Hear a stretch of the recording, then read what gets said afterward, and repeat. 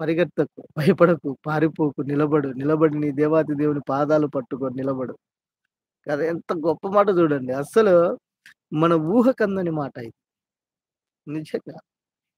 అంత అద్భుతంగా దేవుడు చెప్తున్నాడు. ఒకవేళ నువ్వు పరిగెత్తినావనుకో నన్ను కాదని నా నా ఆశ్రమము కాదని నా బలము నీకు సాలదని నువ్వు పరిగెత్తినావనుకో, నువ్వు ఎవరికైతే భయపడుతున్నావో ఆడికొచ్చి తగులుతారు.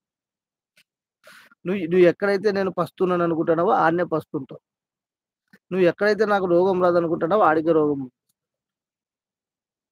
చూసావా? హ్మ్.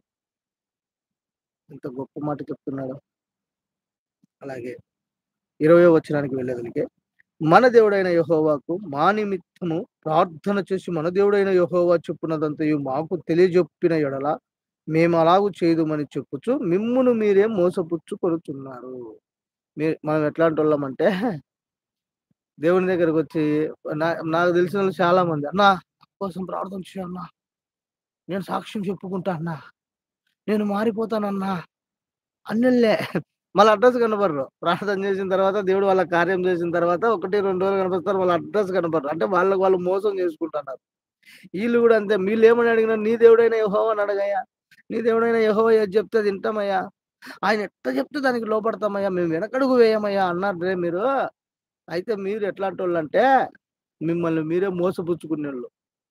అంటే మనిషి ఎట్లాంటోడంటే ముందుగానే అన్నీ ఇస్తాడు. అన్ని మాటలు చెప్పేస్తాడు. ప్రమాణాలు చేస్తాడు.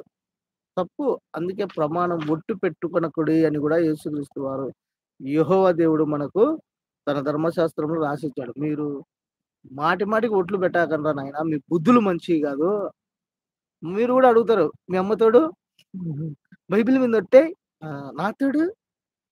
యాడ నీ తోడు? నీ మొహంలో తోడు. తోడంట తోడు. ఆ! వాటకు ఒట్టు వెయ్యి. యాడ ఒట్టేసేది చెప్పండి మీరే?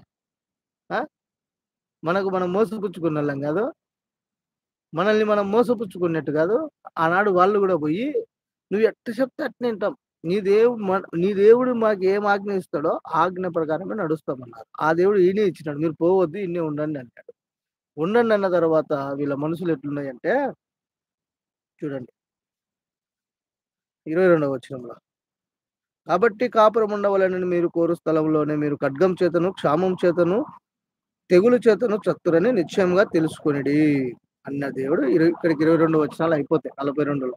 23, 43 ఒకటో వచనంలో అతడు ప్రజలందరికీ ప్రకటింపవలెనని దేవుడైన యెహోవా పంపిన ప్రకారము యిర్మీయా వారి దేవుడగు యెహోవా సెలవిచ్చిన మాటలన్నిటిని వారికి ప్రకటించి చాలింపగా, హోషేయ కుమారుడైన అజర్యాయును, కరేహ కుమారుడైన యోహానానును గర్విష్ఠులందరును యిర్మీయాతో ఇట్లనిరి, నీవు అబద్ధము పలుకుచున్నావు. ఎవరు వీళ్ళంతా ఇప్పుడు ముందు ఎట్లొచ్చినారు? దీన మనసుతో వచ్చినారు. దీన మనసుతో వచ్చి, "అయ్యా! ప్రార్థన చేయన్నా. యిర్మీయా గారు నీ దేవుడైన యెహోవా ఏం చెప్తే అది వింటాం. నువ్వు మాకు ప్రార్థన చెయ్యి. మీ దేవుడైన యెహోవా ఏం చెప్తాడో, ఎట్లుండమంటాడో అట్నే ఉంటాం. వెనకడుగు వేయం. మేము అబద్ధం ఆడం" అన్నారు.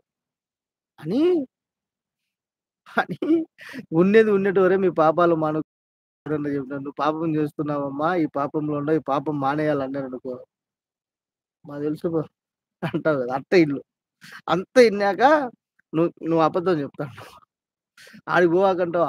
ఐగుప్తులో ఆహారం లేదా? ఐగుప్తులో పుష్టిగా ఉంది. నీ దేవుడైన యెహోవా నీతో నువ్వు అబద్ధాలు చెప్తాన్నావు. చూసినావా? అంటే ఈ కాలం ఎట్లుంది? నువ్వు యాడికి పోయినా దీవించబడతావు. నీ పనులన్నీ దీవెనకరంగా ఉంటాయి. నీకు అన్ని శుభాలే అని చెప్తేనే మంచోడు. నీ పాపంను విడిచిపెట్టు. నీ దేవుని పాదాలు పట్టుకో. నువ్వు చాలా జాగ్రత్తగా ఉండాలి. నీ నోరుని అదుపులో పెట్టుకోవాలి.